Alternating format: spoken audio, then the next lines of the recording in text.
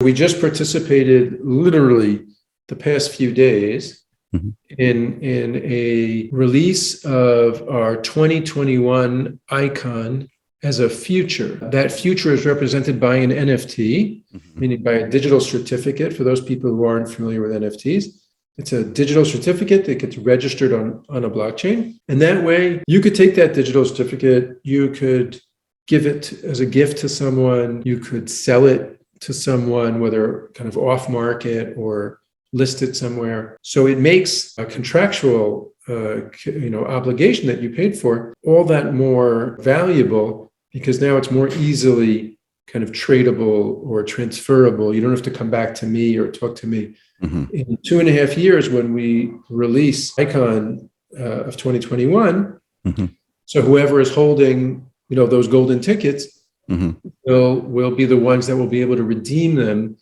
and get their bottles of Icon. So we started this a few days ago in cooperation with a particular friend of mine who's an influencer in the investment space and a little bit in the wine space as well. We've sold so far about 600 bottles already of the Icon 2021 as a future. I'm very excited about that. You're saying through the NFTs, through minting. Yes. People will receive NFTs. We did a similar project, two similar projects this past year, back in September and October. We did, but they were more kind of private. I would call private label, kind of made by Jezreel, but kind of brand somebody else's branding for two different NFT releases that wanted to be backed by wine. So we kind of made a special blend for each of those.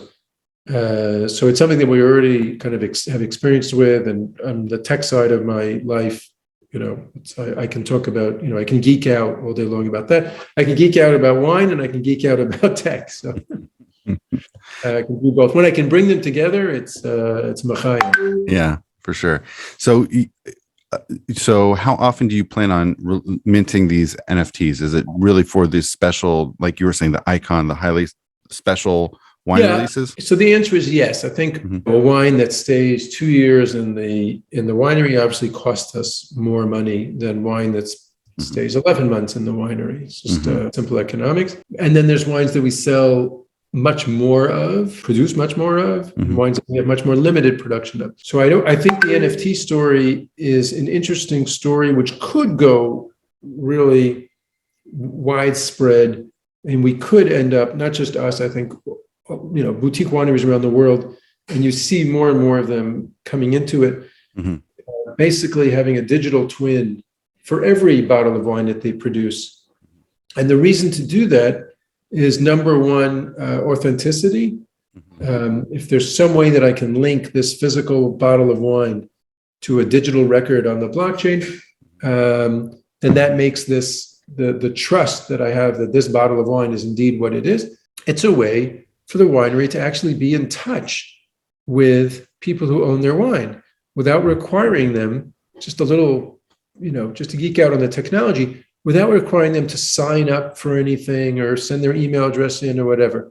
If I see that you are holding an NFT that represents, a bottle of Argamont 2019, then I know that you've bought Argamont 2019. I don't have to know who you are. I can just kind of scan all the wallets, all the digital wallets, see where those digital tokens are. And I can actually send you like a present, or I could send you a discount coupon or whatever, without knowing who you are. So it's a fascinating new way. I hope you enjoyed this clip. And don't forget, this entire episode is available for free on YouTube, podcast players, and you can check out everything at jewishdrinking.com. Thank you so much for watching.